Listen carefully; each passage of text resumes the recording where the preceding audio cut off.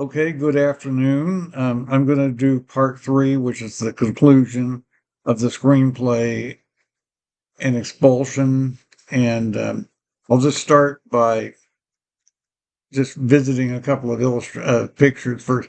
I don't think I showed you the two pictures in Jamestown on that day, Thanksgiving Day. This one of me and in front of the church, and then the foundry. And then uh, went over to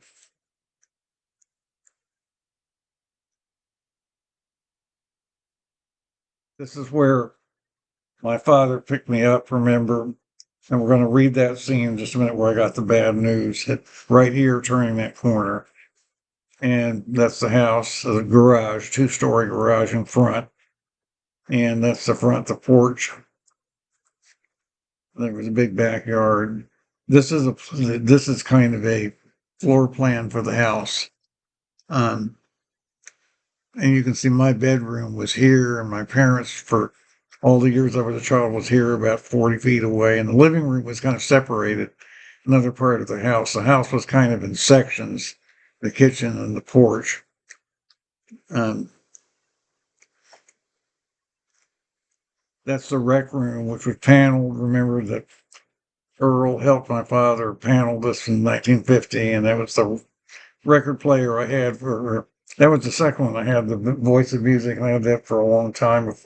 That one wasn't really that good. The two speakers. Um, that was an antique clock. Record collection.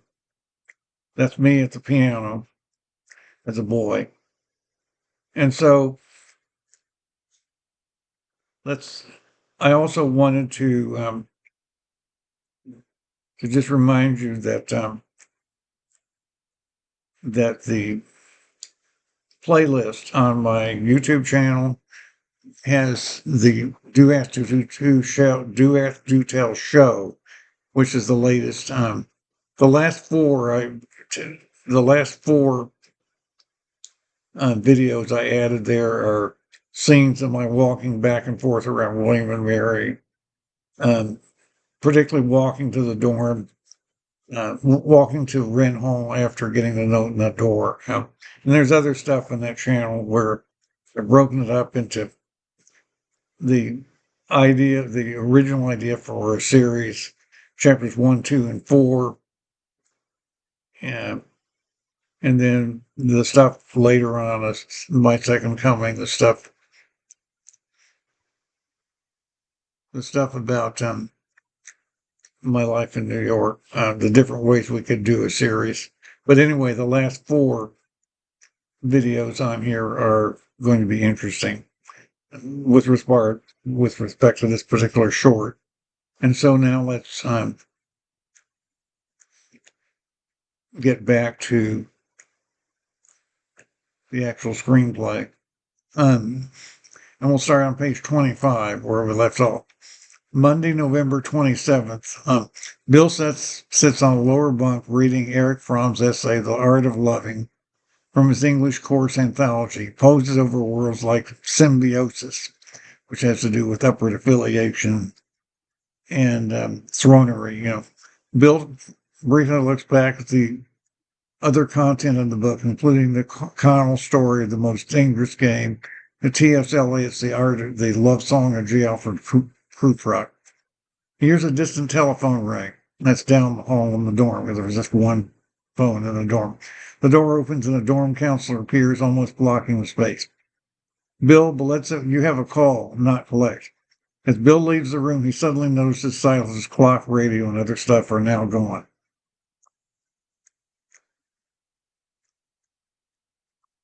Interior family restaurant in Williamsburg in the evening. This is just an ordinary place, not on the campus.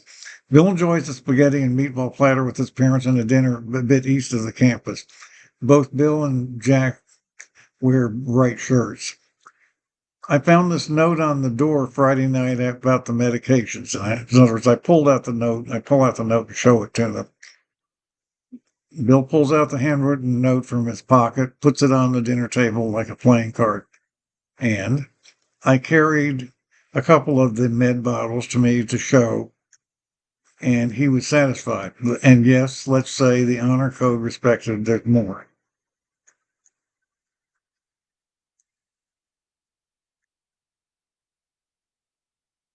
An accusation?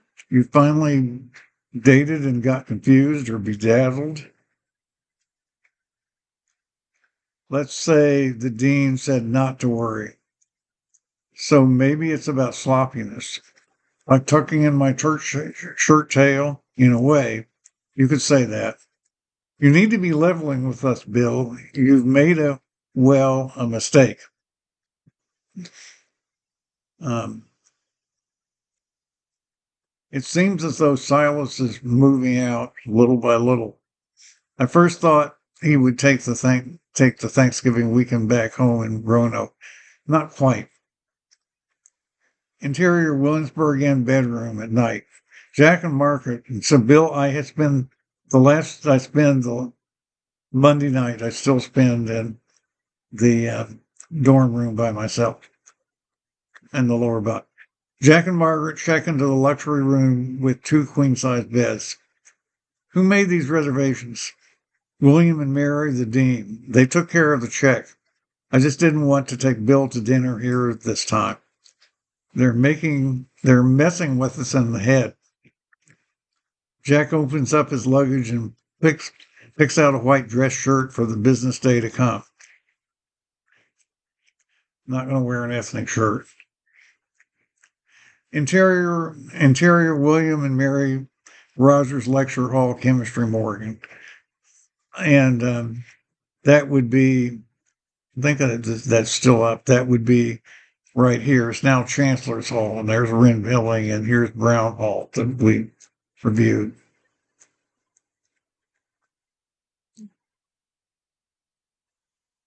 It's 9 a.m.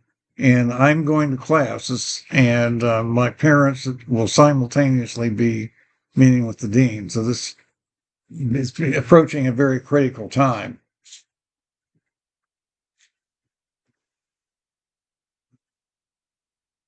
Need to sip water when reading these screenplays to keep my throat dry, anyway. Keep my throat moist, that is. Bill settles into a seat up front in the lecture hall. Proctors give back a math problem quiz, and Bill's is marked 90% A minus. Dr. Armstrong strides into the podium.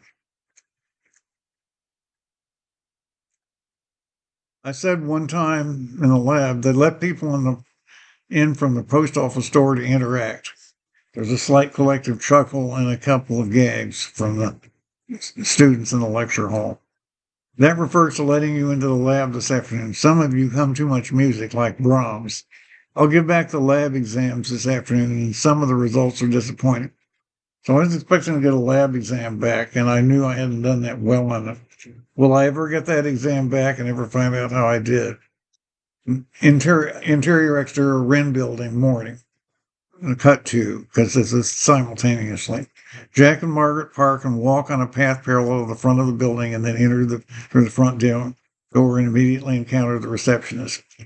Oh, you are Mr. and Mrs. Boletzit, right? We indeed are. I'll accompany you upstairs to the dean's office. That's supposed to be a line of dialogue. Somehow it didn't come through there, but that's a line of dialogue. Interior Wren Building Dean's office continues. Dean Carlton Burns stands behind his power desk as Margaret and then Jack seat themselves. He keeps his hands on the surface of the desk.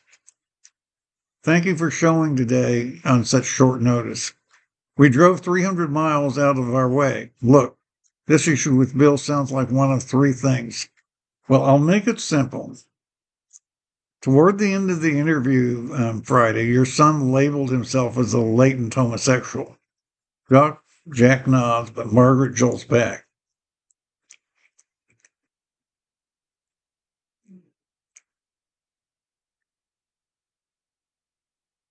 Yeah, we thought an unnatural condition. So unfortunately, and I've checked this with the president of the college, you as parents do have to remove him from the campus today. Margaret puts her hand to her mouth and gulps. He's got these anxieties. And I spoke with the president of the college Saturday, wondering whether we could have him talk to the clinical psychologist yesterday, Monday. Yeah, I told Bill not to worry, we'd work it out. But the fact is, he has to be screened by a psychiatrist, and that takes time. Could this be done like still this semester? Could he come back? Uncertain. We actually haven't seen things happen quite this way much at the college. Usually somebody has done something, and your son, True, hasn't. He probably said this on compulsive impulse, and he probably has no clue as to what homosexuals do, like in John's and the like. Margaret shows the tears. Jack notices, and then Carlton's hands some tissues from the desk. We never talked about it. I can remember your leveling with Bill about Santa Claus and, well, the Easter Bunny in the car one time, I think before visiting the Smiths. His roommate's dad, Gates, called me and pressured me with questions. Silas came in. He even admitted he could have overhyped on his fears. Margaret started dragging her chair closer to the desk.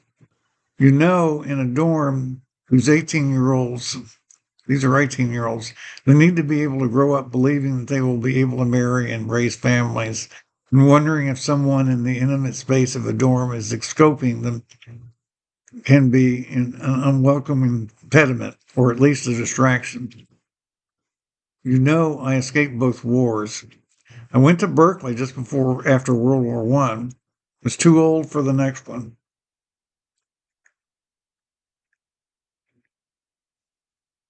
Um, we're getting at something. What is it going to be like in the barracks if we have another war? Berlin right now and all that. Where are that? Let's try to keep up hopes for after the holidays. The stuff about the meds were a bit of a come on. Jack, come on. He shouldn't use them. We're going to have to get stricter with inspections after all. Exterior Wren building later, 10 a.m.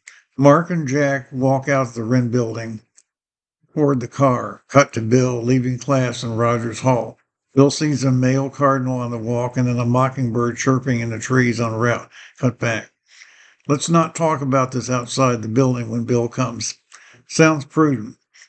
We need some time to talk about this ourselves first. Bill appears carrying his briefcase. Son, can you walk to the corner of Duke of Gloucester and Boundary Street in the dorm? The dorm is the street the dorm is on. We'll swing by in, say, 15 minutes. Bill heads east away from the buildings. Now, it's probably useful to pull up the map. So we were right here, I think. And so I had to run back and walk back over here. It's about 1,000 feet maybe. My parents would have left one of these parking lots and probably driven over something like this to get over here. And in those days, Gloucester Street was open. They would have swung back around. They would have picked me up right here. So,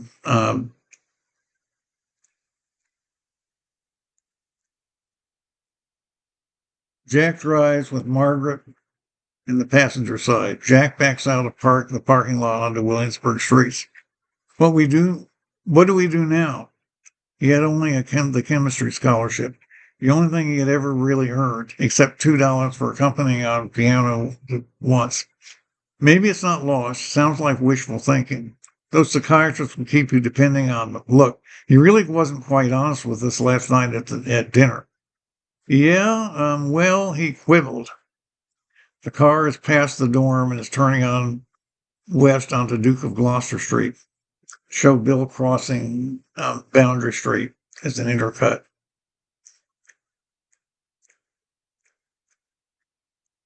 He hasn't fended for himself, made a living, or even worked. Remember, I talked in the early orientation, the introductory video about getting a job at National Bureau of Standards a few years later, and the bigger, a longer series, a longer film, I could cover that. You're always lecturing about manual labor, about learning to work. He would rot in the streets or simply become a queer. Really, do we have a choice? Probably not. He probably will never know a woman his whole life. It means never have sexual intercourse with a woman. Yeah, I never have had it. To obey is better than to sacrifice. That was my father's favorite proverb. Interior, exterior, Duke of Gloucester and Boundary Streets moments later. Bill sits and waits on the northeast corner, and the family Ford Galaxy swings around. Bill climbs into the back seat.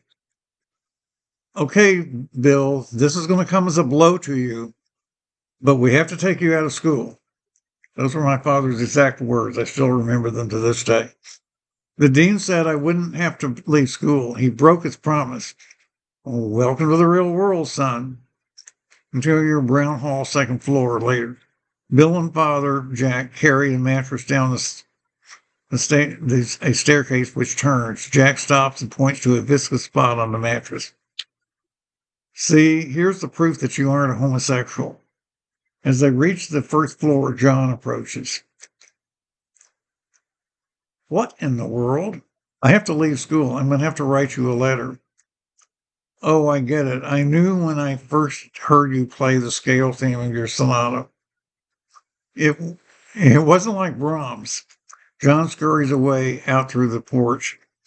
You could have resisted your impulse to go give in to the dean.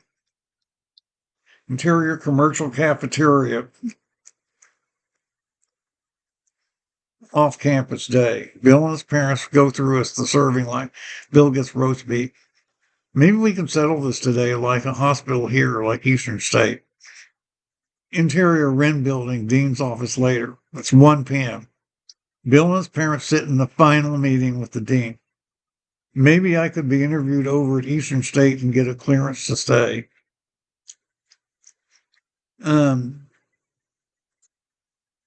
You don't want any Eastern State psychiatrists. You have too many anxieties to fix with just one visit. So I go home and I study my subjects. Yeah, I would study all my subjects.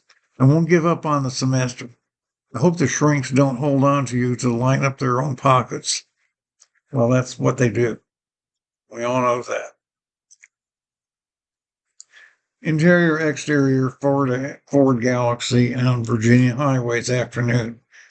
The Galaxy navigates back to the Drohiga house in Arlington, Virginia, 160 miles through Yorktown, Route 17, and Fredericksburg. The weather is cold, blustery, the sky cloudless. First cold day of the fall. We could look into GWU, that's George Washington University in Washington, D.C. Start in the spring, commute into the city by bus. I thought about that. You'd lose what you had earned. That's the scholarship. We'd have to support you until you work. The dean's suspicion could turn out to be a problem even there. Well, miss all of December, have finals in January, wonder about that. They wouldn't let me stay there by myself. Now listen to me. You must never mention the subject of homosexuality again to anyone. If you do, your college days will be over. It means essentially I'd be part of the proletariat. The whole idea has become unmentionable since the war. Later, as the sun sets after they passed through Fredericksburg, maybe I could have held my ground by remaining alone. I never told you. Once in my senior year, a girl, she never became a girlfriend, asked if I was cheating when I was trying to ask for a good definition of institutionalism before a government test. No, I had not seen earlier versions of the test. It had occurred to me on my own that this term would make a good test question. Institutionalism. She wouldn't believe me. She even said so in signing my yearbook. Interior, exterior, Arlington, Virginia house, night. The car pulls into the driveway of a two-story, two-car garage. Jack gets out and opens the garage suit and drives them in. Without speaking, the family unloads the suitcases and takes them into the houses through the den with its glass face stained bookcases. Bill takes his stuff around the two left turns into his room. His parents take theirs into the master bedroom off to the left and then back. I showed the floor plan of the house before. Bill navigates the hall, turning left past the front door, porch, and kitchen to the living dining area and back. He flips on a table light. The Kimball piano shows us slight amount of dust accumulation. He plays the A major scale theme from his sonata. Now, he places the manuscript on top of the piano. Bill retreats back down the hall to the rec room. He flips on the light over the steps and races down the rec room with an undersized ping pong table. He looks at the keepsake antique pendulum clock above the fireplace. He then turns around and views the record player and record collection in one cabinet.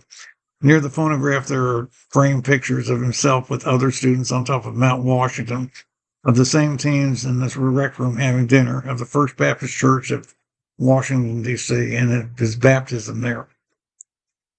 He pulls out a recording of Brahms Symphony No. 2, turns on the record player, puts on the old heavy tone arm down near the end of the second side, and plays to the climax of the symphony at the end.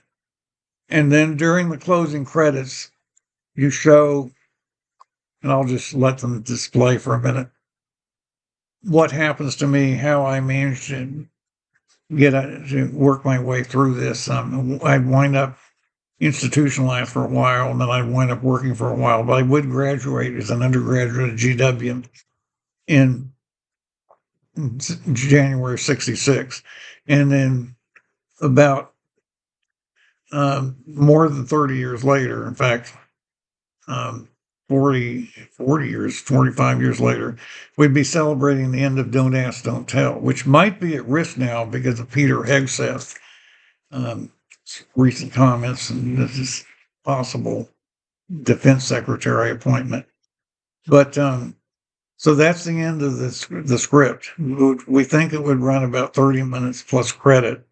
I'll just go back and show you the music.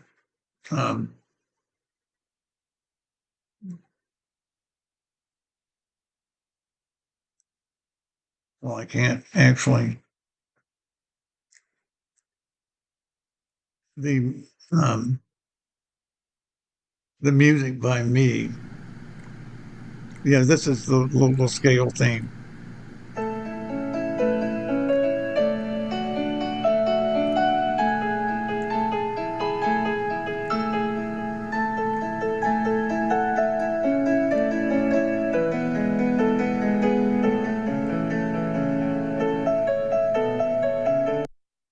So that's kind of what I've got. And I would play that somewhere in the film, but I would want to play something big like the Brahms. The Brahms second, the finale is really thrilling at the end. For the closing credits, get a license to play it. So that's the film. That's the reading of my screenplay. And I do thank you for listening.